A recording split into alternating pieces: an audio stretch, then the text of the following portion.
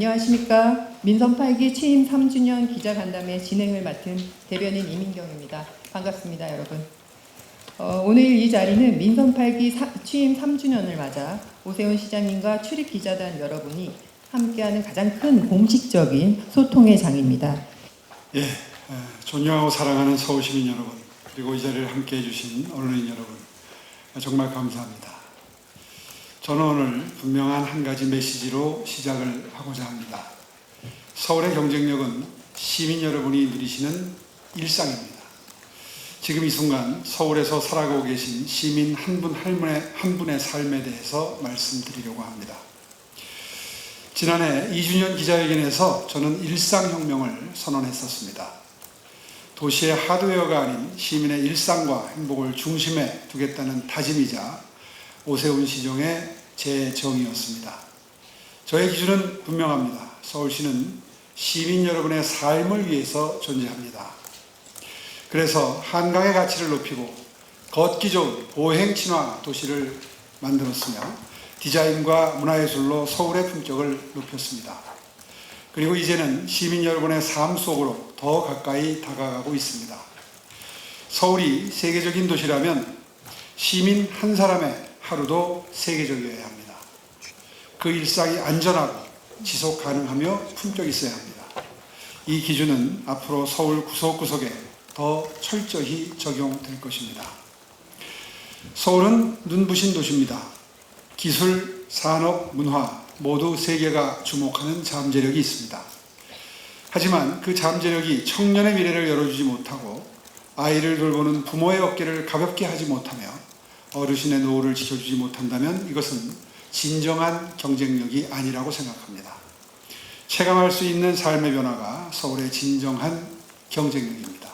저는 이 방향성을 삶의 질 르네상스다 이렇게 부르고 싶습니다. 서울시는 지금 시민의 하루를 바꾸는 언뜻 소소해 보이지만 중요한 변화를 실천해 나가고 있습니다. 손목 닥터 9988은 이제 서울 시민 200만 명 이상이 참여하는 건강 습관이 되었고 최근에는 대학생과 청소년까지 그 대상을 넓히고 있습니다. 여기에 더해서 서울시는 펀시티로 진화하고 있습니다. 지하철 역사엔 운동과 일상의 활력을 위한 펀스테이션을 만들고 있습니다. 쉬엄쉬엄 한강 3종 축제로 수만 명이 경쟁 없이 수변 스포츠를 즐기면서 한강의 여가 문화가 새롭게 확장되어 나가고 있습니다. 정원과 책 읽기도 일상 속 문화가 되고 있습니다. 지난해 뚝섬에 이어 올해 보람배공원에서 열리고 있는 서울국제정원 박람회와 동네 정원들은 시민들께 녹색의 여유있는 쉼을 누리게 해드리고 있습니다. 서울 야외도서관은 300만 명의 시민이 열린 하늘 아래서 책을 읽는 새로운 경험을 전해주고 있습니다. 한강은 연간 8,200여만 명이 찾는 서울의 대표 여가 공간으로서 이제 곧 한강 버스까지 더해질 것입니다. 이 변화 모두가 삶의 질 르네상스를 향한 퍼즐입니다. 약자와의 동행은 이제 서울시의 기본 철학이 되었습니다. 서울러는 단순한 온라인 교육이 아닙니다.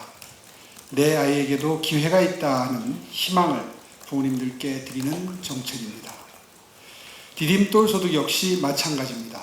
단지 현금 지원이 아니라 절망에 처해서 도움이 절실한 분들이 다시 딛고 일어설 수 있는 말 그대로 디딤돌입니다. 디딤돌 소득을 받은 한 청년, 소득 걱정이 줄어들어서 아르바이트를 하면서 치위생사 시험을 준비할 수 있다. 이렇게 말하는 모습에서 저는 큰 보람과 용기를 얻습니다. 한 사람의 인생이 바뀐 것입니다. 서울시는 그리고 저는 그 한 사람의 가능성을 끝까지 포기하지 않겠습니다. 임기 1년이 남은 시점입니다. 마무리라고 하는 말을 경계합니다. 이제부터가 더 치열한 실행과 도전의 시간이 될 것입니다. 시민 여러분과 함께 시작한 변화들을 더 크고 그리고 더 구체적인 결실로 이어가겠습니다. 주거 분야에서는 서울주택 마스터 플랜을 바탕으로 현장 맞춤형 공급을 확대하고 착공부터 준공까지 착실하게 챙겨가겠습니다. 주택 월세 바우처도 확대해서 시작이 두렵지 않은 서울을 만들겠습니다. 삶의 질 측면에서는 펀스테이션을 25개 전 자치구로 목표를 확대하고 한강축제를 세계적인 수변축제로 발전시켜 나아가겠습니다. 기후동행 카드는 다자녀 부모, 일반 청소년까지 확대해서 교통비와 탄소 배출을 동시에 낮추겠습니다. 약자와의 동행도 더 깊어집니다. 서울런 2.0은 진로교육과 예체능으로 확장되고 5번의 인턴으로 청년들에게 실질적인 성장의 기회를 제공하겠습니다. 올해는 서울시 AI 행정혁명의 시작점으로 기록될 중요한 해입니다. 올 하반기 민간 LLM 기술을 기반으로 서울시 행정전용 LLM 시스템을 도입할 예정입니다. 이 시스템은 행정 매뉴얼 기반 질의응답, 보고서, 보도자료 초안 작성, 업로드 문서 기반 응답 등 실무에 즉시 적용 가능한 기능들을 갖추게 됩니다. 서울시 행정전용 챗 GPT가 생기는 셈입니다. 또 모든 부서가 AI 기능을 공동으로 활용할 수 있는 행정체계도 구축할 예정입니다. AI 행정혁명은 직원의 업무 효율을 높이고 이를 통해서 시민 여러분께 더 빠르고 품격 있는 행정 서비스를 제공하기 위한 것입니다. AI 기반으로 119 신고를 분석하고 어르신께 AI가 안부 전화를 드리며 발달 장애인을 위한 CCTV 감지 시스템은 이미 도입되고 있습니다. 서울시는 직원 대상 AI 교육도 대폭 늘리고 있습니다. 간부는 데이터 기반 의사 결정 역량을, 실무자는 챗GPT 같은 도구를 활용한 문서 작성과 자동화 역량을 키우고 있습니다. 올해 5,000명이 넘는 직원이 AI를 배우고 자신의 업무에 실제로 적용할 계획입니다. 서울은 이제 AI와 함께 일하는 도시, 시민의 일상을 바꾸는 도시로 나아가고 있습니다. 주택 문제는 서울이 풀어야 할 가장 시급한 매듭입니다. 집의 본질은 거주이지 거래가 아닙니다.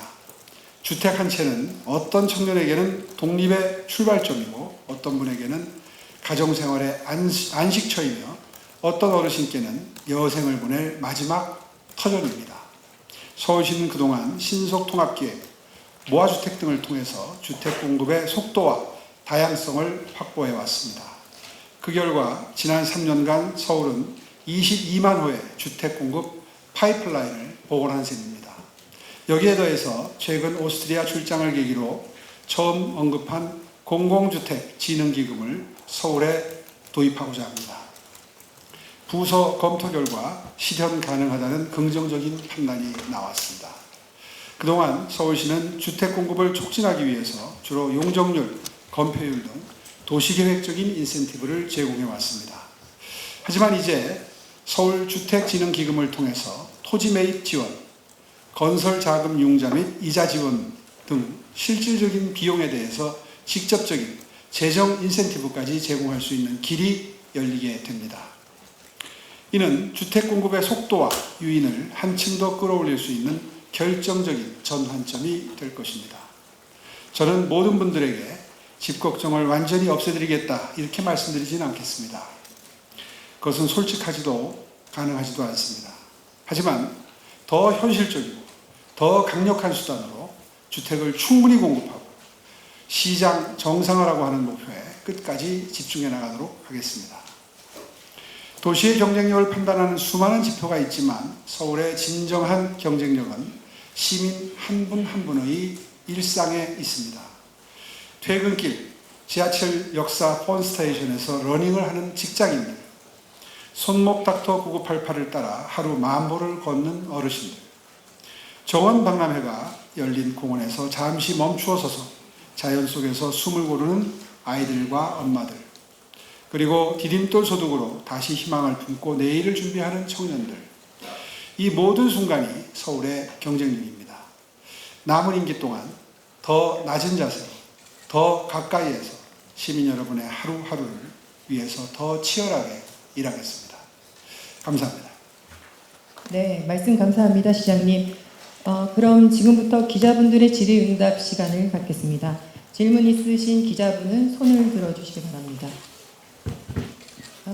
파이낸셜 뉴스의 이창훈 기자님. 네, 안녕하세요. 파이낸셜 뉴스 이창훈입니다. 지난 3년간 많은 정책을 기획하고 추진하느라 노고가 많으셨는데 이 중에서 시민들의 생활에 가장 실질적인 변화를 이끌어낸 정책은 뭐라고 생각하시는지, 그리고 반대로 아쉬웠던 부분이 있다면 어떤 정책이신지 말씀 듣고 싶고, 남은 1년간 보완 추진하고 싶으신 정책이 있다면 듣고 싶습니다. 예, 뭐 서울시가 종합행정을 하는 곳이고 뭐 중앙정부와 비견을 해도 국방 빼고는 다 있다 이런 표현을 들을 정도로 정말 수백 수천 가지 정책을 펼치고 있는데 그걸 뭐 한두 가지 정책에 초점을 맞추어서 말씀드리기는 조금 어려울 것 같고요. 돌이켜보면 지난 4년 정도의 변화 중에 가장 시민 여러분들이 삶의 질에 영향을 크게 미친 정책이라고 하면 아마 서울시 전역의 녹지 공간 그리고 수변 공간의 확충과 그 활용성의 증진이 아닐까, 저는 그렇게 생각이 듭니다. 사실 서울 시민 여러분들이 팍팍한 일상 속에서 가장 마음의 위안을 얻는 곳은 녹지 공간과 수변 공간일 거고요. 이런 야외 활동을 통해서 아마 여가 시간이나 주말 동안 상당한 재충전을 하시고 다시 또 일상으로 월요일날 출근하시는 그런 일상의 반복이 아닐까 생각을 하고요. 그런 의미에서 녹지 생태 도심을 늘리겠다라고 하는 정말 어떻게 보면 야심찬 거의 뭐 녹지 생태 공간을 도심 한가운데 만들어 놓겠다는 것은 사실 쉬운 목표 설정은 아니거든요. 사실 초기에 담당 부서에서조차도 고개를 갸우뚱할 정도로 상당히 도전적인 목표였는데, 잘 아시다시피 정원도시국을 신설하고 1007개의 생활권에 가까운 곳에 도시정원을 만드는 걸 시작으로 해서 갖가지 도시 숲, 녹지 공간을 확충하는 데 정말 전력을 다해왔고요. 서울에는 334km의 한강 외에도 지천이 흐릅니다. 이 한강 르네상스를 비롯해서 지천 르네상스다 이렇게 이름을 붙여서 수변 공간을 일상생활 속의 여유 공간으로 만들기 위해서 여러 가지 투자를 해왔는데 그런 결실이 이제 속속 시민 여러분들께 다가가고 있습니다. 이런 일상생활 속에서의 재충전 공간을 정말 열심히 확충해 왔고 이것이 서울 시민들의 삶의 질 향상의 결정적인 원인이 아니었나 저도 그렇게 자부하고 있고요. 아쉽다고 하는 점 참 많죠. 일을 하다 보면 부족했던 점, 미처 목표를 달성하지 못한 일들이 참 많은데 그 중에서도 최근에 제가 강조하고 있는 노인 요양시설의 확충이 갖가지 어떤 사회적 저항에 부딪혀서 원활하게 되지 못했던 점도 아쉽고요. 또 지금은 이제 미리네집 같은 사업이 상당히 잘 정착이 돼가고 있는데 초기부터 매입 임대주택을 좀 더 많이 확보를 해서 미리네집과 같은 정책을 초기에 펼쳤더라면 어땠을까 하는 아쉬움도 남아있고요.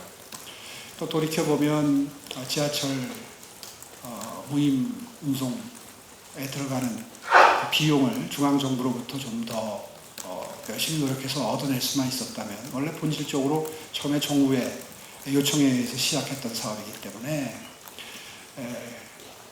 그런 것만 가능했다면 좀 더 시민 여러분들이 누리고 즐기실 수 있는 그런 정책에 투자할 수 있는 여력이 좀 교통 부분에서 생겼을 텐데 하는 아쉬움도 있고요. 뭐 말씀드리자면 참 많죠. 앞으로 남은 기간 동안 이런 점들이 제가 좀 더 뒤에 써 있는 것처럼 가열차게 노력해야 될 부족한 점이 아니었나 이렇게 생각합니다. 따라서 이제 이런 것들이 앞으로 남은 기간 동안 보완 추진이 돼야 되겠죠. 네, 다음 질문하실 분 손들어 주시기 바랍니다.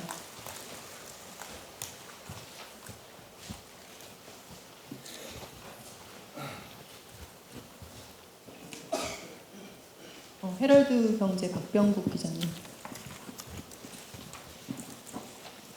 네, 호세님 출장길에서 가장 관심을 가졌던 분야 중에 하나가 이제 서울주택, 그러니까 빈시의 주택진흥기금이었는데 오늘 이제 모두 발언에서 주택진흥기금 도입을 좀 언급하셨는데 이게 구체적으로 어떤 방식으로 도입이 되는지, 기금 운영은 어떻게 되는지, 그리고 규모는 어떻게 되는지 궁금합니다. 일단 펀딩을 하려고 하면 이제 자금이 어디서 나오느냐 뭐 이게 중요할 텐데요. 조만간 정리를 해서 구체적인 자금 원이나 이런 것까지를 종합적으로 알려드릴 기회가 있을 겁니다. 빠른 시일 내에 마련하겠고요. 큰 틀에서는 연간 한 2천억 정도씩은 적립을 해서 한 10년 정도에 걸쳐서 한 2조 정도 재원을 마련할 수 있을 것 같습니다. 그렇게 되면 저희 계산에 지금까지 공급하기로 계획되었던 물량에 더해서 연간 한 2,500가구 정도가 추가로 공급될 수 있겠다. 다시 말해서 그 주택진흥기금이 작동하는 원리가 공공에서 토지를 좀 마련할 수 있으면 마련하고 뭐 토지 마련부터 건설 비용까지를 전부 민간을 유도해서 투자하도록 해서 집을 더 짓도록 하는데 그 마중물 역할을 할 수 있는 인센티브를 제공하겠다는 게 이 주택진흥기금의 역할이거든요. 그러니까 그런 용도로 쓰이게 됩니다. 지금 저희 계획대로 된다 그러면 아마 지금 주택 공급을 좀 더 빠른 속도로 해달라는 사회적인 니즈에 정말 크게 부합할 수 있는 그런 획기적인 방안이 될 수 있지 않나 이렇게 저희는 내다보고 있습니다. 네, 다음으로 질문하실 기자님 손 들어주십시오. MBN 황재원 기자님. 올해 규제 철폐하고 AI 같은 화두를 던지셨었는데 또 과연 관련 정책 집행도 해오시고요. 이제 뭐 임기가 이번 임기는 한 1년 정도 조금 남지 않았는데 좀 올해 하반기 내년 상반기 좀 마지막으로 시민들에게 던지고 싶은 화두라고 할까요? 그런 화두가 뭐가 있을지 하고 그 이유는 무엇일지 궁금합니다. 방금 전에 정말 저의 노력을 잘 캐치를 해서 정리를 해주셨는데 제가 한 6개월에서 1년마다 한 번씩 던지는 화두가 있습니다. 청렴도시 서울이라든가 창의 행정이라든가 규제 혁파라든가 이런 화두들을 계속해서 조금 이제 에너지가 소진될 즈음쯤 되면 하나씩을 던지는 걸 아마 잘 관찰해 오신 결과로 이런 질문이 나오는 거 아닌가 이렇게 생각이 드는데요. 그렇습니다. 어느 조직이든 계속해서 에너지가 재충전이 돼야 됩니다. 다시 말해서 위에서 떨어지는 지시만 잘 수행을 해놓고 윗선의 어떤 긍정적인 평가를 기다리는 조직이 아니라 끊임없이 내가 할 일, 그리고 서울 시민들이 부족감을 느끼는 분야를 발굴을 해서 내가 이거를 새롭게 시작하게 되면, 혹은 우리 조직이 이걸 새롭게 시작하게 되면 시민 여러분이 좀 더 편리해지겠다, 즐거워지실 것 같다, 더 행복해질 것 같다라는 사안들을 발굴해내서 자체적으로 그것이 조직의 어떤 과업으로 설정이 되고 추진돼서 시민 여러분들의 삶의 질 향상으로 이어지는 조직이 제가 진정으로 바라는 서울시 조직의 바람직한 모습이고요. 그런 조직을 만들기 위해서 끊임없이 화두를 던지는 거죠. 그래서 도처에서 각 부서별로 스파크가 일어나서 그 스파크들이 서울 시민들의 행복지수 향상으로 연결될 수 있도록 그것이 선순환 구조로 자연스럽게 벌어질 수 있는 조직을 만드는 것이 저의 조직 운영의 어떤 목표랄까요? 희망사항이고요. 그것을 가능케 하기 위해서 사실 끊임없이 화두를 던지는 겁니다. 아마 다음 주에 또 AI를 활용한 행정에 대한 창의 행정 보고회가 지금 계획이 되어 있습니다. 제가 출장 전에 지시를 하고 출국을 해서 아마 각 부서가 지금 열심히 준비하고 있을 터인데요. 그날 강연을 통해서도 제가 좀 강조할 생각이지만 이렇게 부서 간의 그 자체적으로 혹은 부서 간의 협업을 통해서 벌어질 수 있는 행정의 업그레이드, 정책의 업그레이드, 새로운 정책 목표의 설정, 이런 것들이 우리 서울시의 유전자로 체화된 업무 행태로 정착할 수 있도록 하는 게 저의 가장 큰 조직 운용의 어떤 목표입니다. 아마 이것은 어떤 새로운 화두를 시민들께 던진다 하는 차원에서의 얘기라기보다도 어떤 조직 운영의 저 나름대로의 목표이고 그동안 꾸준히 그런 그 실천을 하려고 노력해왔다. 이렇게 자부합니다.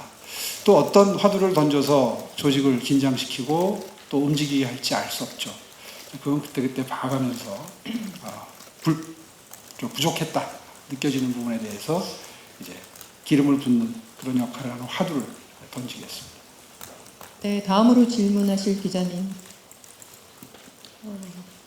전자신문의 박종진 기자님.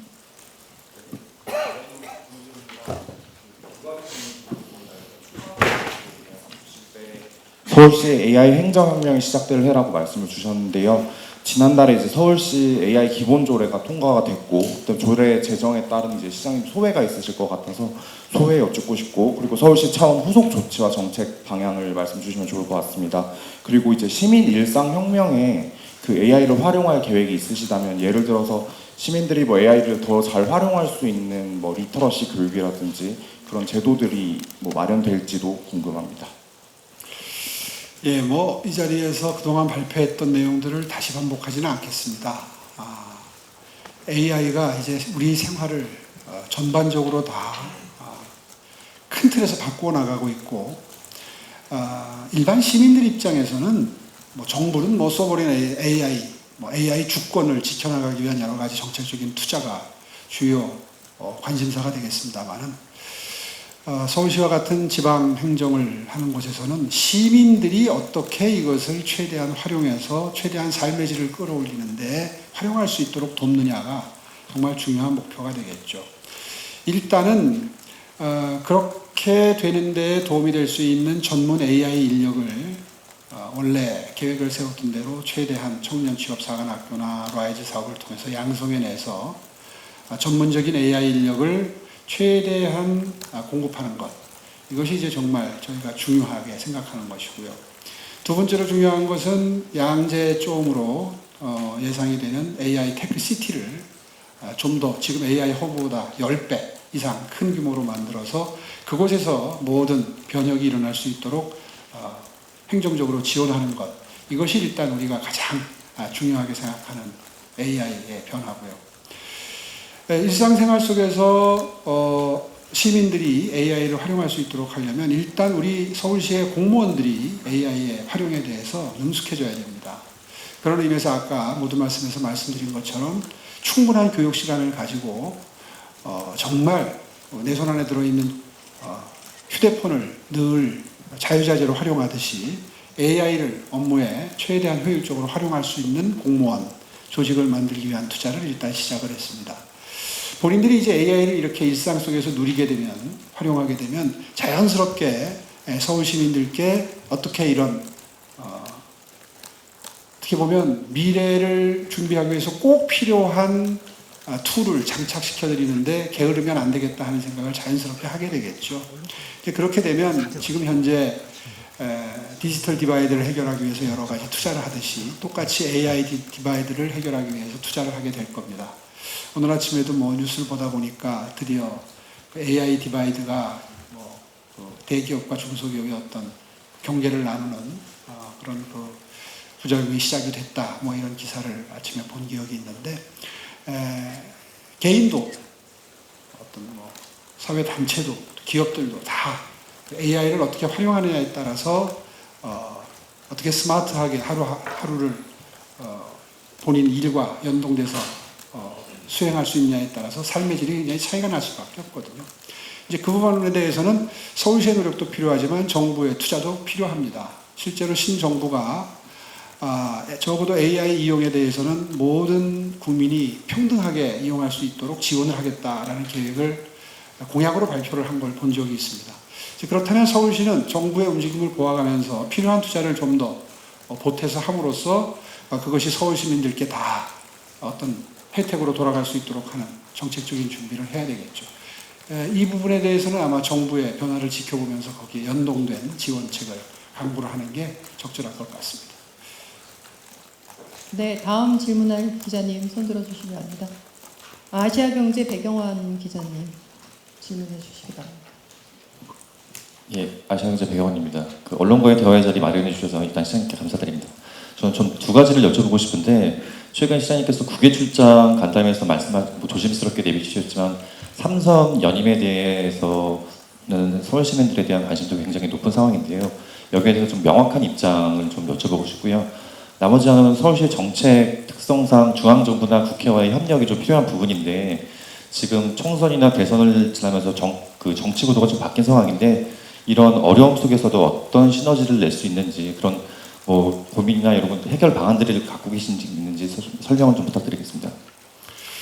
예, 뭐 제가 지난번 출장 중에도 그런 표현을 썼습니다만은, 일이라는 게 하면 할수록 더 챙겨야 될 게 늘어나고, 또 일 욕심이 생기고, 그리고 안 보이던 것들이 보이고, 새로운 시도를 점점 더 하고 싶어지는 것이죠.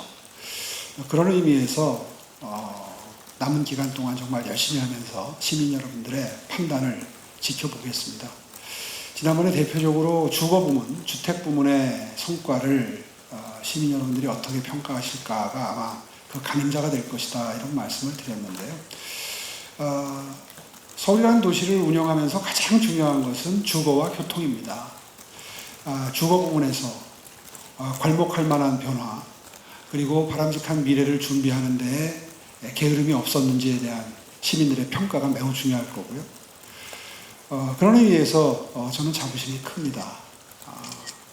제 전임 시절 10년 동안은 새로운 주택을 공급한 정책 측면에서는 뭐 거의 암흑기와 마찬가지였거든요. 빈사 상태의 도시 재정비, 주택 공급 측면에서의 뭐 거의 새로운 주택 공급이 불가능할 정도의 상황에서, 좀 아까 모두 말씀드린 것처럼 이제 그 생명선을, 파이프라인을 다시 이어붙이고 뭐 신통계획이라든가 여러 가지 새로운 시도들을 통해서 지금 이제 그 물량을 어느 정도 확보한 상태다. 이제는 좀 속도를 낼 때다, 이런 생각을 하고 있고요. 교통 부문에서는 사실 기후동행 카드가 공전에 큰 호응을 얻으면서 정말 많은 분들이 이 정책 덕분에 생업에 종사하는 게 훨씬 더 용이해졌고, 그리고 기후변화에 대응하는 우리들의 니즈에 일상생활 속에서 부응할 수 있게 됐다라고 하는 긍정적인 평가를 받고 있다고 좀 생각을 합니다. 이런 평가를 바탕으로 해서 시민 여러분들이 과연 어떤 평가를 해주실지를 지켜보면서 저의 거취를 분명히 하도록 하겠습니다. 아마 두 번째 질문은 그와 연동이 되어 있을 것 같습니다. 뭐 특별히 따로 강조해서 설명드릴 부분은 없을 것 같습니다. 네, 여러 차례 이제 손을 드셨는데 뒤쪽에 계셔가지고 제가 잘 못 봤어요. 그 국민일보 황인호 기자님 이어서 질문해 주시면 감사하겠습니다.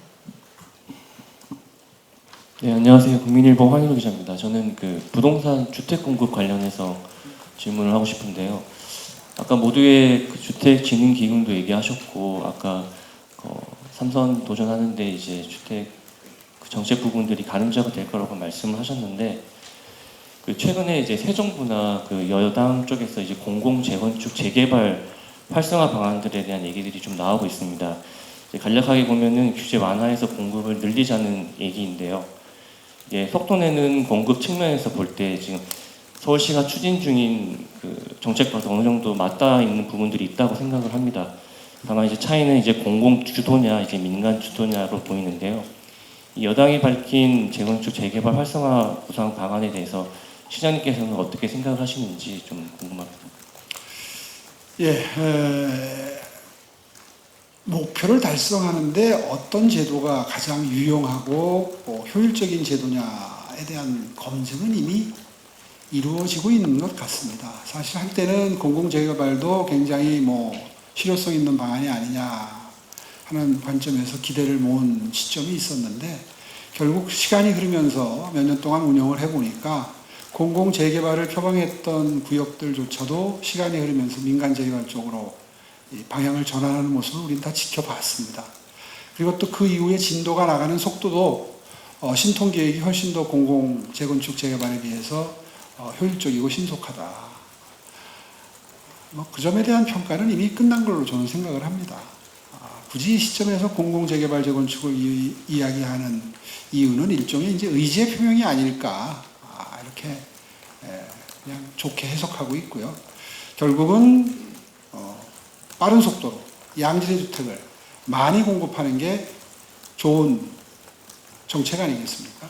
그런 관점에서 서울 시민들의 선택은 이미 이루어졌다고 생각하고요. 방금 전에 말씀드린 것처럼 신통계획이나 모아타운을 통해서 많은 구역이 지정이 되고 진도가 나가고 있는데 지금 이제 신경을 써야 될 부분은 속도입니다. 속도. 어떻게 하면 빨리 착공을 시키고 빨리 입주를 시키느냐. 거기에 장애가 되는 요소들을 어떻게 걷어내고 그리고 촉진할 수 있는 시스템들을 새로 도입을 해서 속도를 낼 수 있게 하느냐. 대표적인 게 엊그저께 현장에 나가서 제가 첫 적용 사례를 자양사동에서 설명드렸던 그 추진 단계를 거치지 않고 조합 단계로 바로 갈 수 있도록 한다든가 그 몇 년 단축이 되거든요. 또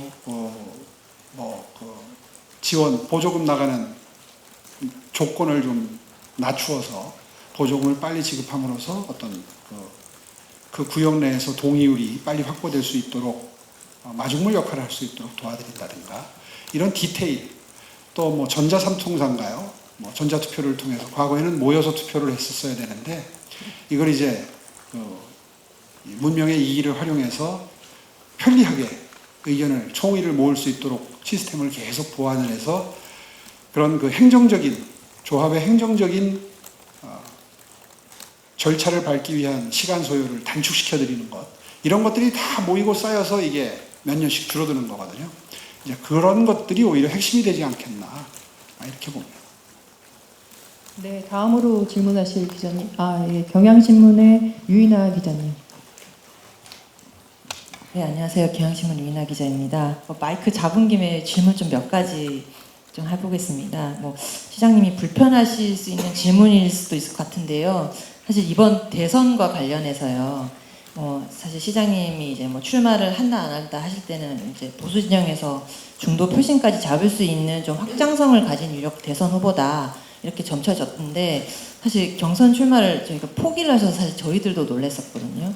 근데 좀 그 포기하셨던 게 아쉽지는 않으신지 그게 좀 궁금하고요. 그다음에 지방선거가 사실 1년도 채 남지 않아서 이번 대선에서 보면 이제 국민의힘 득표율이 높게 나오는 데가 강남 3구랑 용산구밖에 없었습니다. 사실 그래서 구청장님들도 좀 긴장을 하고 계실 것 같은데 좀 남은 1년간 국민의힘이 어떻게 바뀌어야 좀 지방선거에서 승산이 있을 거라고 생각하시는지 그리고 약간 얼버무리신 것 같은 느낌도 있었지만 좀 저희는 내년 시장 출마 선언을 이미 했다라고 좀 받아들인 입장에서는 좀 다음에는 어떤 아젠다를 제시해서 내가 이걸 해보겠다 하시는 계획이 있으신지 좀 여쭤보겠습니다. 질문이 많아서 죄송합니다. 예, 대선 출마를 준비하다가 포기를 했기 때문에 아쉽지 않다 그러면 그건 그거야말로 거짓말이겠죠. 왜 아쉽지 않겠습니까? 다만 그때 제가 불출마 선언서에서 밝혔듯이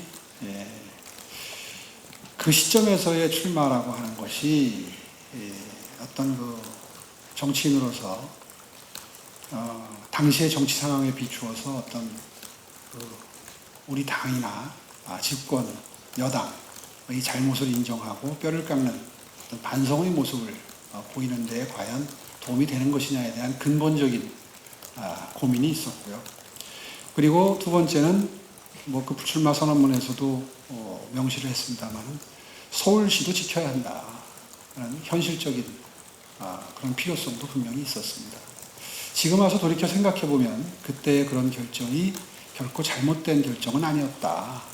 이렇게 그런 관점에서 서울시를 지켜야 된다는 관점에서 잘못된 결정은 아니었다.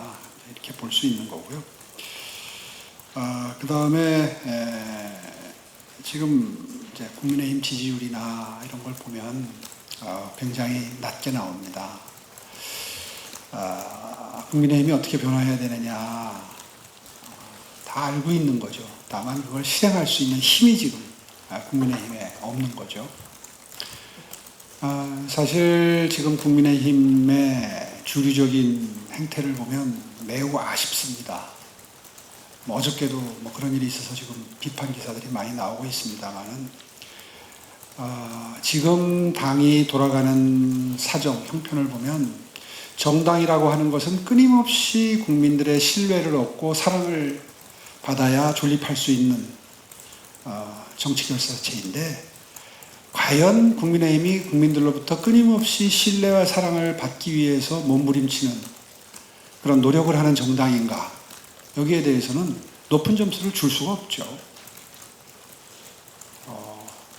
전 정말 큰 좌절을 느끼고 있습니다.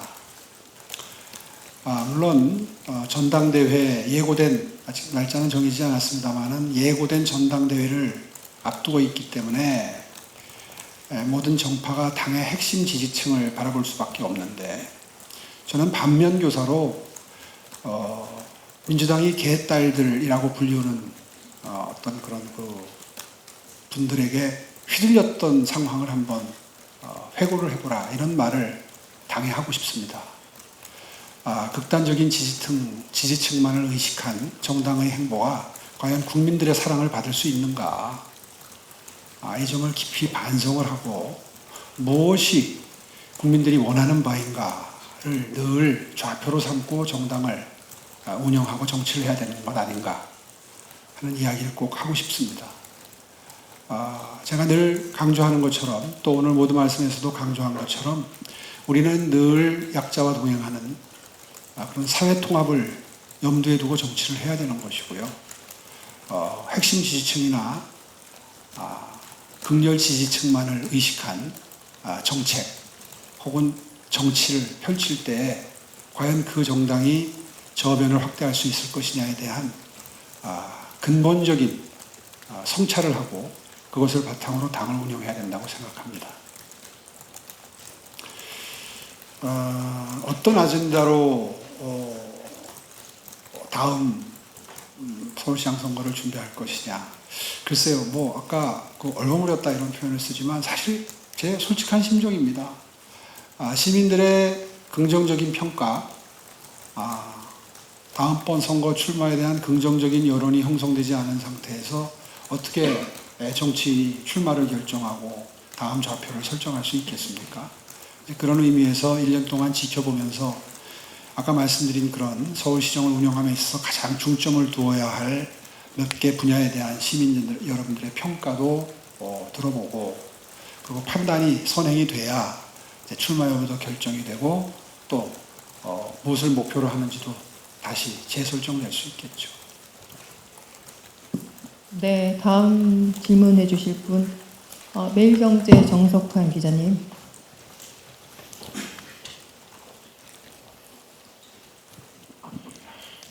예, 매일경제 정석환 기자입니다. 주택 관련해서 여쭙고 싶은데요.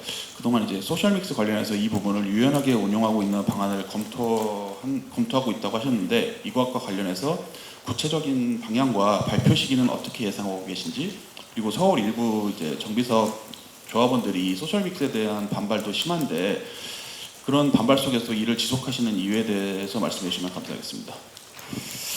우리는 항상 목표와 수단을 혼동하면 안 됩니다. 제가 소셜믹스를 강조하는 바탕에 있는 가장 근원적인 목표는 어떻게 하면 공공주택을 좀 더 많이 신속하게 공급할 수 있는가 하는 고민의 연장선상에 있습니다. 소셜믹스는 나타나는 구현되는 행태인 거죠. 어떻게 하면 많은 분들이 이른바 임대주택 형태의 공공주택을 누리실 수 있도록 해드리느냐. 특히 요즘 같은 저출산 시대에 결혼과 출산을 망설이는 젊은 층에게 오히려 동기부여를 할 수 있는 그런 주거 공급을 빠른 속도로 할 수 있느냐 하는 것이 정말 중요한 정책적인 숙제이자 목표가 될 수가 있는 것이고요. 그렇게 하기 위해서는 저는 소셜 믹스가 굉장히 중요한 가치를 가진다고 보는 겁니다. 그런 의미에서 이번에 출장에서 이제 공공주택을 가장 많이 공급한 비율적으로도 자가주택보다는 공공주택 거주가 비율이 더 높은 비엔나의 사례를 예를 들어보면 계층별로 연령별로 매우 잘 혼합된 형태의 주거가 보편적으로 공급되어 있습니다. 바람직한 방향인 거죠. 제가 이번에 소셜 믹스 관련해서 한강뷰 이슈가 있었습니다. 똑같이 누리면 더 좋죠. 그러나 우리들의 본질적인 목표는 뭐냐? 서울시가 추구해야 될 본질적인 목표는 뭐냐? 그 이슈 때문에 공급이 늦어져서는 안 되겠다. 그 이슈 때문에 오히려 그걸 잘 활용하면 100채 공급할 거 150채 공급할 수 있는 방법도 나올 수 있지 않는가 하는 관점에서 유연한 대응을 주문을 했던 겁니다. 별도의 원칙을 공표한다든가 할 정도의 사안은 아니라고 생각하고요. 실제로 주거 정비 사업을 함에 있어서 어떤 큰 틀에서의 원칙만 정해놓으면 이런 소셜 믹스와 같은 이슈는 거기에 연동되어 있는 이슈이기 때문에 자연스럽게 해법이 나올 수 있다고 저는 생각을 하는 겁니다. 다시 한번 강조해서 말씀드리지만 우리는 공공주택을 어떻게 신속하게 많은 수량을 확보해서 공급하느냐 여기에 초점을 맞추겠습니다. 네, 대한경제 임성엽 기자님 계속 손을 드셔서 팔 아프실 것 같아요. 좀 해주세요. 네, 늘 수고 많으십니다. 시장님, 저도 주택 관련 좀 질문 드리겠습니다. 좀 겹치는 걸 수도 있는데요. 지난 2023년부터 시작된 착공 물량 반토막으로 서울시 집값 급등이 예상됩니다.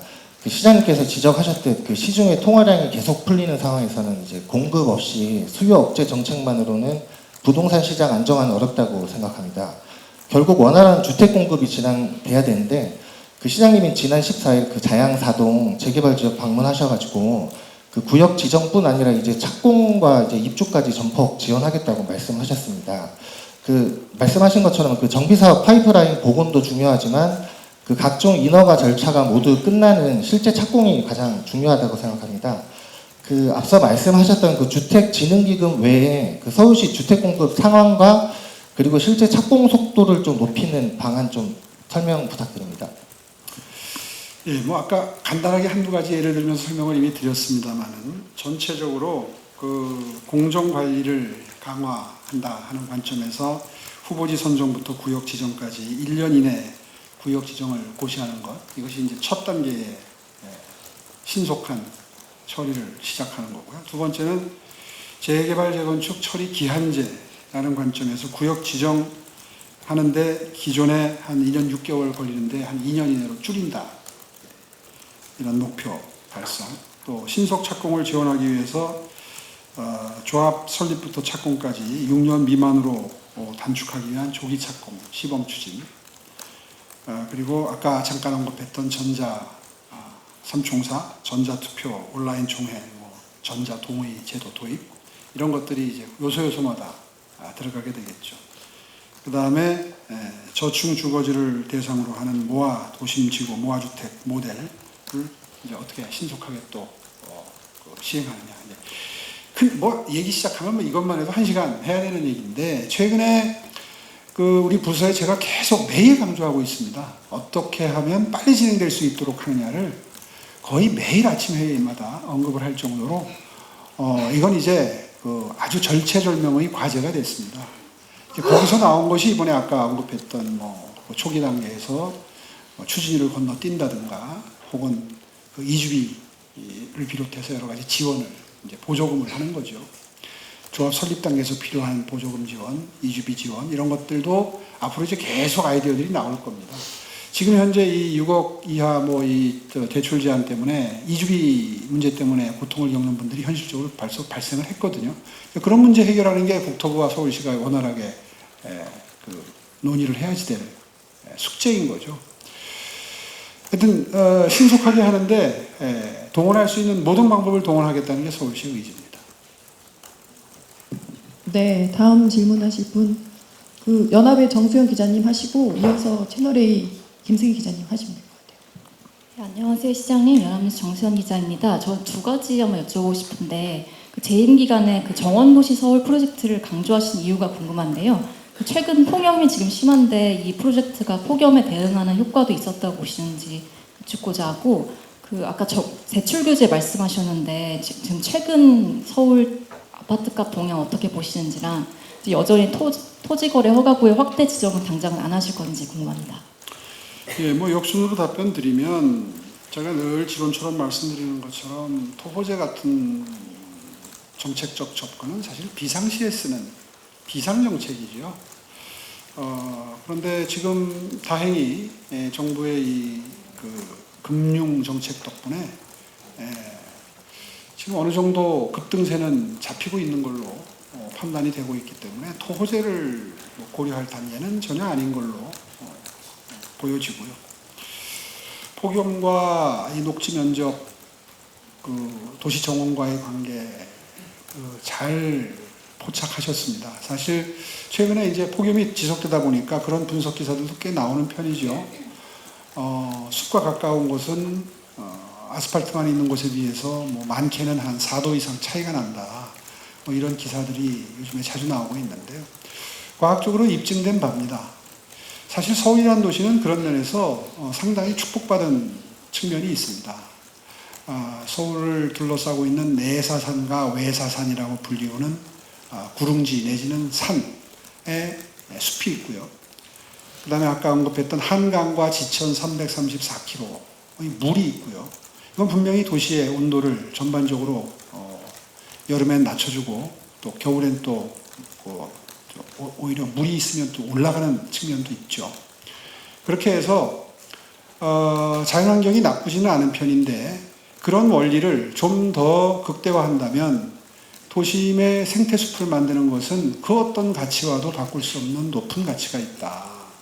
기후변화에 대응한다는 측면에서도 그렇고 공기질을 맑게 한다는 측면에서도 그렇고 초록공간이나 수변공간을 지켜보면서 느끼는 사람이라면 누구든지 느낄 수 있는 어떤 마음의 여유나 힐링, 치유, 위안 이런 무형의 가치에 초점을 맞춰도 그렇고 녹지 면적을 늘린다고 하는 것 그리고 수변 공간의 이용을 최대한 활성화한다는 것 이거 굉장한 가치를 가지고 있다고 생각을 하고요. 이제 그런 것이 다 우리 정책에 녹아 있었습니다. 그래서 정원도시 프로젝트가 생겨난 것이고 수변 감성도시 프로젝트 같은 것을 통해서 그동안 지나만 다니면서 걷거나 뛰기만 하면서 운동을 하면서 이용을 했던 그 수변 공간을 머물면서 조금이라도 더 어떤 마음의 여유를 가지고 치유를 하실 수 있는 팍팍한 도시 생활에서 부족할 수 있는 여러 가지 마음의 위안을 받으실 수 있는 공간으로 만들어 나가는 작업에 투자를 해왔던 것이죠. 그것이 이제 시대적인 트렌드와 맞아떨어져서 요즘에 상당히 긍정적인 평가를 받고 있다고 생각을 하고요. 여기에는 계속 지속적인 투자를 아끼지 않겠습니다.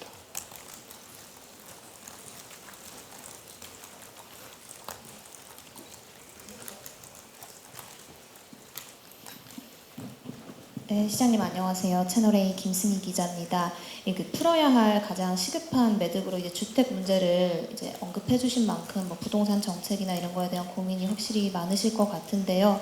앞선 그 질문에서도 잠시 언급을 해 주신 것 같은데 대출 규제라든지 뭐 신정부의 부동산 정책에 대한 시장님의 의견을 여쭙고 싶습니다. 저는 새로운 정부의 의지를 정말 높이 평가합니다. 부동산 가격을 무슨 수를 써서라도 안정화시키겠다, 하향 안정화시키겠다라고 하는 목표를 세우는 것은 정말 그 어떤 정책보다도 가장 큰 가치를 가지고 있다고 저는 생각을 합니다. 실제로 주택 가격이 오르면 배약이 무릅니다. 생활비가 올라가는 건 물론이고요. 주거비가 올라가면 생활비가 부족해지죠. 경제를 위축시킵니다. 그런 부작용을 일일이 나열할 수 없을 정도로 주택가격 상승은 급격한 상승은 매우 경계해야 될 일이고요. 그런 의미에서 부동산 가격을 하향 안정화시키겠다는 정부 정책의 목표 설정에는 100%, 120% 동의를 하는데 제가 기회 있을 때마다 강조하는 것처럼 돈이 시중에 풀리면 부동산 가격은 오르게 됩니다. 흔히 말하는 M2라고 하는 통화량 계산법이 있는데 그 통화량이 늘어나는데 비례해서 정확히 주택가격이 오르는 게 그건 비단 국내적인 상황일 뿐만 아니라 전 세계적으로 공통의 현상이기 때문에 그 점을 무시하고 이율 배반적인 정책을 써서는 안 되겠다. 지금 취임 초에 신정부가 소비 쿠폰을 발행을 하고 시중에 돈을 풉니다. 불경기라고 하는 명분하에 돈을 푸는 거죠. 아마 일정 부분의 소비 진작은 되겠습니다. 될 겁니다. 그런데 결국 통화량의 증가거든요. 어떤 형태로 풀어도 푸는 겁니다. 더군다나 빚내서 푸는 겁니다. 오늘 아침에 그 기사를 많이들 쓰셨던데 정부가 전액 부담한다고 하더니 지자체로 또 넘겼습니다. 일정 비율을. 서울 같은 경우에는 25%를 또 넘긴 셈이 됐고요. 이걸 이제 시와 자치구가 부담을 하는데 빚을 내지 않을 수가 없습니다. 국채도 지방채도 빚이지요. 빚을 내서 경기를 부양한다. 그래야 될 때가 있습니다. 코로나 팬데믹이 왔다든가 IMF와 같은 사태가 터졌다든가 이렇게 되면 빚내서 경기 부양하기 위해서 돈을 푸는 게 합리화됩니다. 그런데 지금은 과연 그런 정도인가에 대한 논쟁이 있어야죠. 더군다나 그거를 자금 여력이 없는 지자체에 전부 넘겨가면서 저희도 지금 채권을 발행할 수밖에 없거든요. 지방채 발행해야 됩니다. 근데 지방채 발행해서 규정에도 어긋나는데 원래 지방채라는 게 발행 목적이 정해져 있지 않습니까? 근데 이런 경우에 발행하는 건 어느 목적에 부합하는지 사실 갖다 붙일 때가 마땅치 않아요. 더군다나 추경을 편성한 지가 얼마 되지 않았습니다. 그런데 일정 비율의 재원의 염출을 지방 정부에게 미루면서 통화량을 늘리는 정책을 쓰고 있다. 이건 결국은 시차가 있을 뿐이지 결국은 부동산 가격 상승으로 이어집니다. 사실 6억 이하 대출 규제도 효과가 있으니까 사실 많은 분들이 동의하고 있지만 갑작스러운 시행 때문에 그 부작용 때문에 예측 못한 그 불이익으로 지금 혼란스러워하고 불편해하고 굉장히 당혹스러워하는 국민들이 분명히 계시거든요.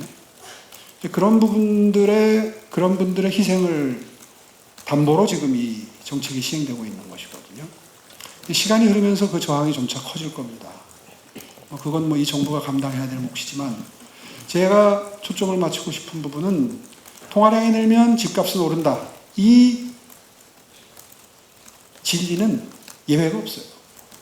그 점을 반드시 정책을 세우고 집행하는데 참조해야 될 것이다. 라는 이야기를 강조합니다. 네, 주어진 질의응답 시간이 다 되어 가고 있습니다. 마지막으로 한두 분 더 질문을 받도록 하겠습니다.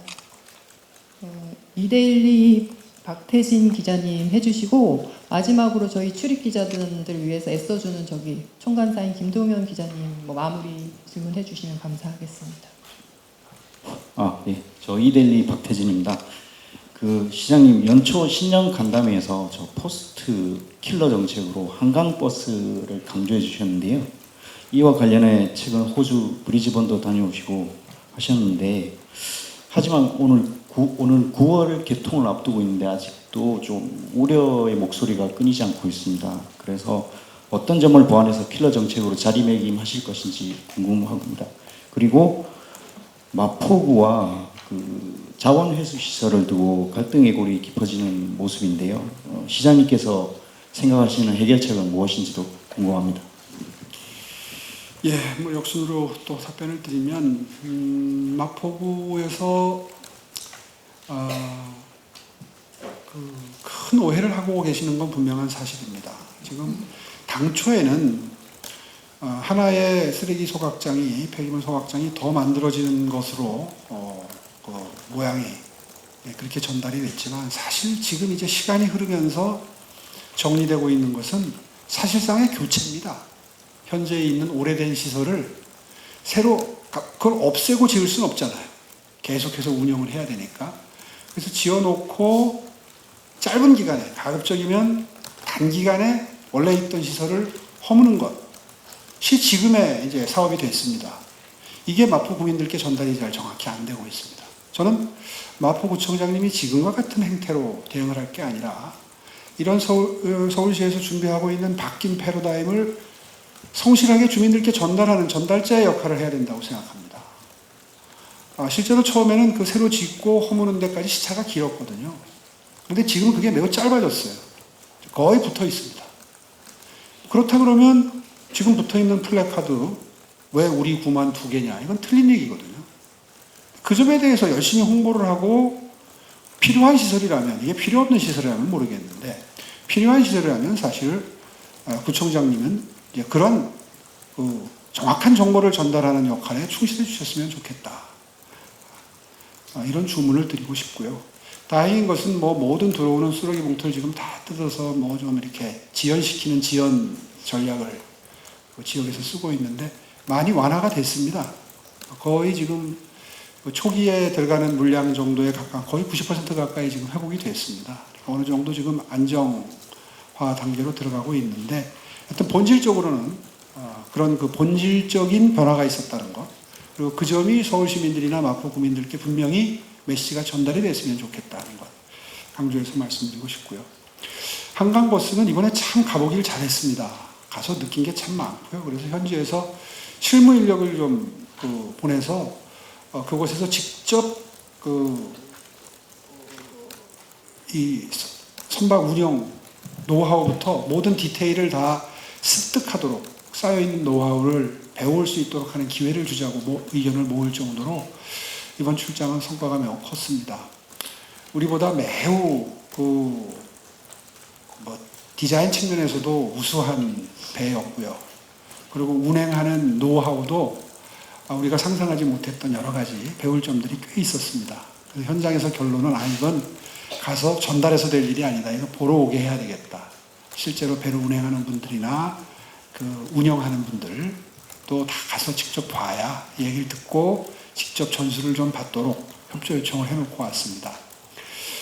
어쨌든 뭐 본의 아니게 지금 운행하기로 목표를 세웠던 시점으로부터 근 1년 이상 늦어지고 있는 데 대해서는 시민 여러분들께 매우 송구스럽게 생각을 하고요. 다만 그것이 어떤 무슨 큰 어떤 행정상의 미스라기보다는 기술적인 문제입니다. 실제로 그 정도 사이즈의 배를 건조할 능력을 가진 건조하는 업체를 찾기가 어려운 게 한국적인 현실이었고, 그러다 보니까 노하우가 그렇게 많이 쌓여 있지 않은 업체를 선정할 수밖에 없는 현실적인 이유가 있었고, 그렇게 영세한 업체이다 보니까 충분한 물량을 투입해서 빠른 시간 안에 선박을 건조하는데 여러 가지 어려움이 있었습니다. 그 사정은 다 알고 계실 거고요. 어쨌든 목표대로 9월 달이면 이제 운항을 시작합니다. 다만 요즘에 이제 그 디테일에서 안전 문제라든가 쾌적함이라든가 이런 것들을 확인하기 위해서 점검하기 위해서 여러 가지 시도가 이루어지고 있습니다. 자꾸 소음 문제 얘기하는데 현장에 가보니까 호주의 배도 똑같습니다. 데시벨 비슷하게 나와요.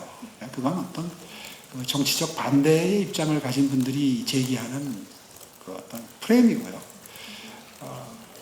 항공기를 타든 배를 타든 소음은 있는 겁니다. 우리가 못 느껴서 그렇지 항공기도 안에 굉장히 소음을 듣고 가는 거거든요.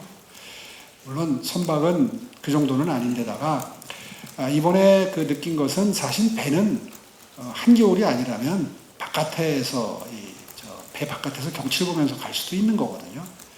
그렇다면 한 가지 예를 들어서 소음 문제라든가 이런 건 사실 크게 문제가 되는 수준은 아닙니다. 속도 문제도 자꾸 문제 제기를 하는데 문제 없습니다. 그런 어떤 그 프레임 걸기에 자꾸 빠져들 이유는 없는 것이고요. 이게 가치는 이제 색다른 교통수단이 생긴다는 겁니다. 절반 정도는 대중교통, 절반 정도는 누리려고 하는, 경치를 누리고 그 여유를 누리려고 하는 그런 분들, 그 중에는 관광객들도 포함이 되겠죠. 그런 니즈에 부합하는 새로운 교통수단이 생긴다는 것이고요. 그 점에 초점을 맞추어서 충분히 평가를 받을 만하다. 저는 그렇게 이번 호주 방문을 통해서 나름대로 오히려 더 자신감이 생겼습니다. 네, 서울신문 김동윤 기자님. 3년 동안 고생 많으셨습니다. 얼굴이 좀 더 많이 타신 것 같기도 하고 그런데요. 이제 원래 하려고 했던 질문들이 다른 기자들이 좀 많이 해서 그냥 추가적으로 국민 입장에서 고민이 될 만한 지점을 여쭤보고 싶다라는 생각이 듭니다. 이게 원론이 아니라 이제 차기의 서울시 시정을 또 계속해서 책임지실 분이시고 한국의 정치와 행정에 있어 가장 중요한 또 포스트를 차지하고 계신 분이시니까 이런 고민들이 좀 들어서 그런 건데요.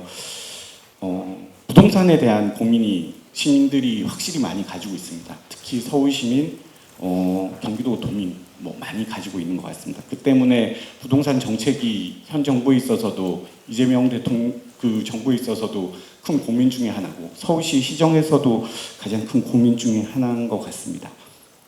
관련해서 M2 그러니까 쉽게 갖고 재정을 풀고 금리를 낮추고 공급이 부족하게 되면 주택 가격은 오른다라고 얘기하셨는데 또 하나의 고민이라고 한 게 작년에 그 자영업자가 100만 명이 폐업을 했습니다.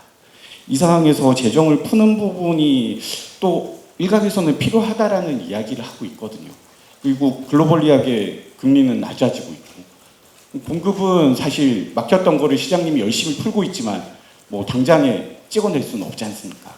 이 상황에서 그러면 제가 궁금한 것은 사실 주택 가격을 잡는 것도 중요하지만 서울시 시민들의 총 주거 비용을 낮추는 게 가장 중요한 일일 수 있을 것 같은데 이 부분을 어떻게 좀 풀 수 있는 것인지에 대한 고민 하나 하고요.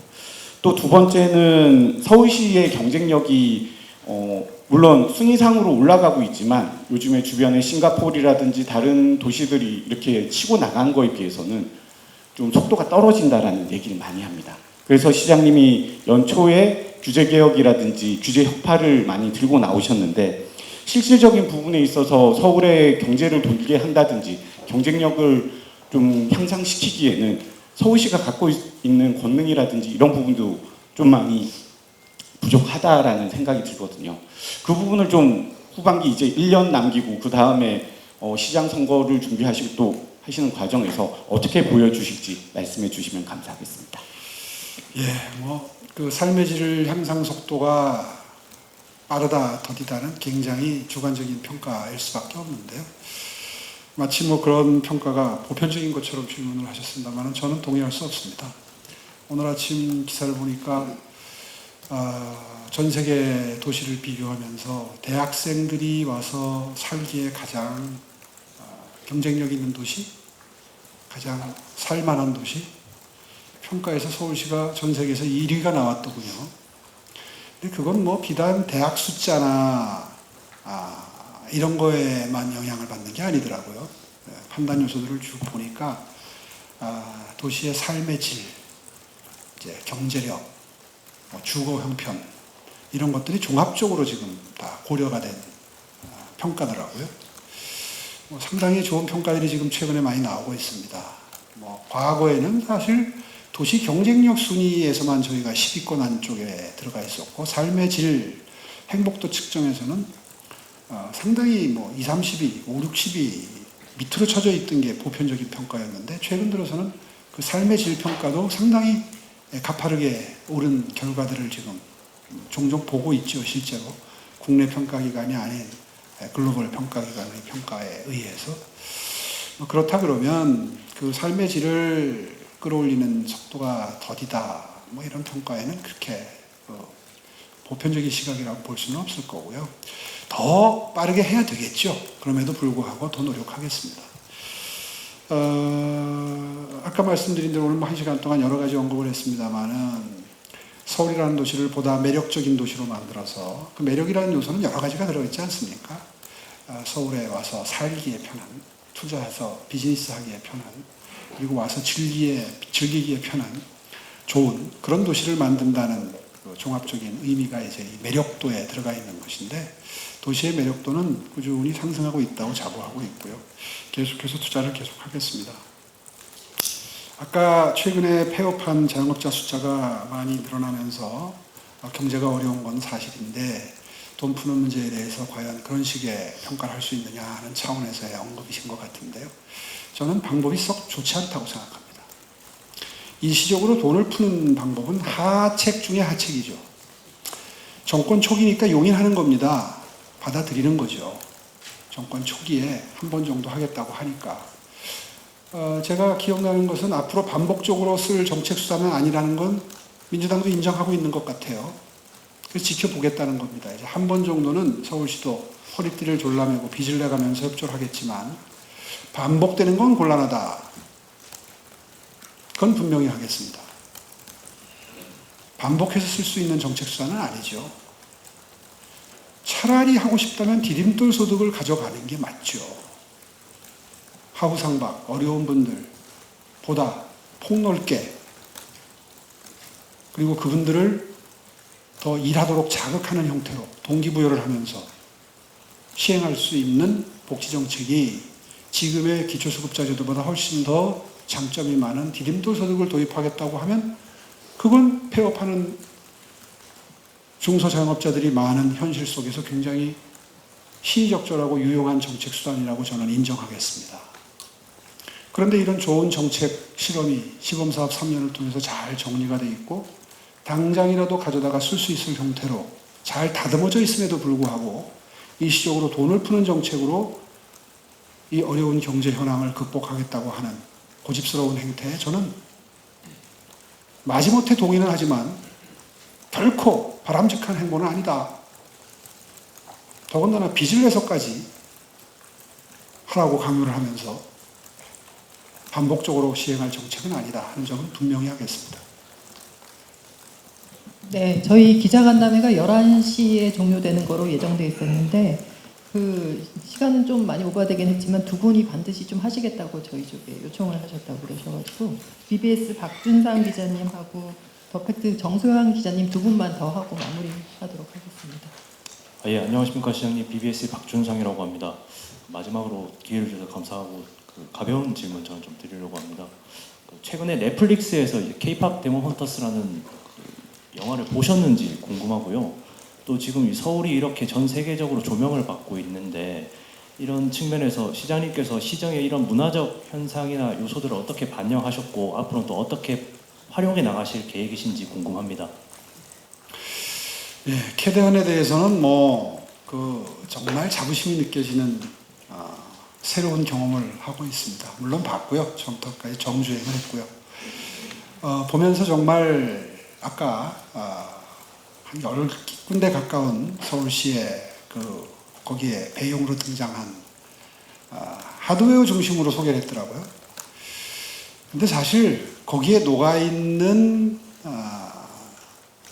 서울시의 모습, 서울시에 대한 호감도를 급상승시킬 수 있는 여러 가지 요소들은 사실은 많이 생략되어 있는 동영상이었습니다. 거기엔 김밥이 수시로 등장하고 라면이 수시로 등장하고 그리고 그걸 누리고 있는 서울 시민들의 모습 이런 것들이 자연스럽게 녹아들어 있어서 굉장히 앞으로 서울시의 브랜딩에는 도움이 되는 그런 애니메이션이었습니다.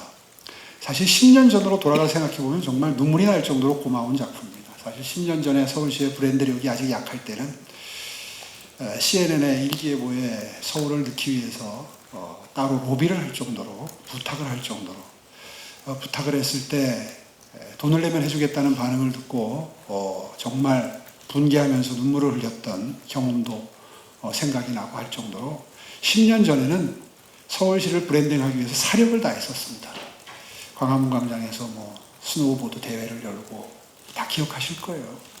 그런 각고의 노력 끝에 서울시가 오늘날의 서울시의 브랜드를 갖추게 됐다고 저는 생각을 합니다. 아마 활용하는 방안은 무궁무진히 있을 것 같습니다. 이미 시작이 됐고요. 오늘 아침 회의에서도 그 방안을 좀 찾아보자 이야기를 했는데요.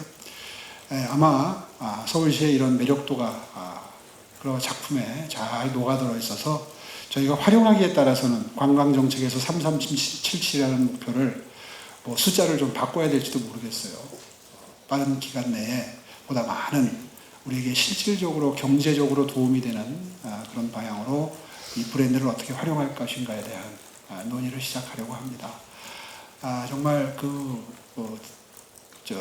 지켜보면서 장면 장면에 서울시가 녹아 있는 걸 보면서 정말 많은 정말 큰 보람을 느낀 그런 장면들도 많았습니다. 근데 걱정되는 거는 남산타워에 올라가서 운동장 어디 있는지 두리번 할 것 같아서 걱정이 좀 되기도 하더라고요. 네, 더 팩트 정소영 기자님. 네, 더 팩트 정소영입니다. 저는 교통 분야에 대해서 좀 질문 드리겠는데 기후동행 카드가 굉장히 많은 사랑을 받고 있잖아요. 시장님께서는 서울 시민을 서울에 사는 사람이 아니라 서울에서 생활하는 모든 수도권 시민들을 좀 아우르는 게 시장님의 생각이시고 구상이신데 지금 기후동행 카드가 현재 다른 지자체와 협약이 맺어져 있지만 국민의힘 지자체로만 한정되어 있는 걸로 알고 있습니다. 다른 지자체 확장은 어떤 계획을 갖고 계신지 궁금합니다. 기동카는 이번에 호주 출장을 가서 훨씬 더 이 정책적 확신을 가지게 됐는데요. 브리스번은 50센트입니다. 대중교통 통합 환승하는 데 들어가는 운임이. 그러니까 1시간 내에 환승을 하면 버스건 트램이건 시티캣이라고 이름 붙여진 우리로 치는 한강버스죠. 수상교통수단이건 호주 달러 50센트로 1시간 안에 환승을 하면 그게 운행되는 시간까지 다 해결이 됩니다. 1시간 안에 환승만 하면 운행하는 시간은 거기 포함이 되는 거죠. 그러니까 웬만한 직장인은 하루에 1달러를 쓰고 이제 모든 하루 종일 필요한 교통을 다 누리는 거죠. 그 모습을 보면서 이 기후동행 카드는 정말 많은 정책적인 부담을, 재정적인 부담을 감안해서 하고도 충분히 확장성이 있는 시스템을 도입한 셈이다라는 그런 자체 평가를 할 수밖에 없고요. 세계적인 트렌드가 대중교통은 복지다라고 하는 컨셉으로 전환이 돼가고 있는 현장을 브리스번에서도 확인할 수 있었습니다. 지금 안타깝게도 민주당 지자체장님들, 특히 이제 서울과 연담화되어 있는 서울로 출퇴근하는 경기도민들이 많은 도시에서 연계가 안 되어 있는데요. 글쎄요, 그건 아마 지방선거가 자연스럽게 해결해 주지 않을까 저는 그렇게 기대하고 있습니다. 분명히 좋은 건데 서울 시민에게가 아니라 연담화되어 있는 출퇴근하는 것이 필요한 지역에 도움이 되는 건데 선거를 치르면서 자연스럽게 요구가 비등해지고 반영하지 않으면 안 되는 상황까지 가지 않을까라는 기대를 하고 있습니다. 아마 내년 올 하반기, 내년 상반기가 되면 자연스럽게 그런 요청이 분출하게 될 거고요. 그럴 때에 서울시가 적극 대응하도록 하겠습니다. 네, 아쉽지만 이제 마무리를 해야 할 시간인데요. 이 간담회를 통해서 시장님과 서울시정에 대한 여러분의 큰 관심과 애정을 느꼈습니다. 감사합니다. 서울시가 만들어가는 가열차게 일상혁명, 여기에 계신 기자분들도 함께 지켜봐 주시고 앞으로 많이 응원해 주시기 바랍니다. 그럼 마지막으로 시장님께서 못다한 말씀이 있거나 마무리 말씀이 있으시면 해주시고 이것으로 취임 3주년 기자간담회를 마치도록 하겠습니다. 예, 정말 많은 관심을 가지고 좋은 질문들을 많이 해주신 언론 여러분 정말 감사합니다. 서울시가 각고의 노력으로 노력하고 있습니다만은 늘 부족한 게 많고 빈 구석이 많습니다. 또 시행하는 과정에서 시민 여러분들께 본의 아니게 불편을 끼치는 정책들도 꽤 있죠. 그런 부분들을 그때그때마다 정확히 꼬집어서 지적해 주시고 비판해 주신 덕분에 서울시가 서울 시민들로부터 좋은 평가를 받는 바탕이 되고 있는 것 같습니다. 늘 감사드리는 마음이고요. 앞으로도 많은 비판 부탁드리겠습니다. 감사합니다. 감사합니다.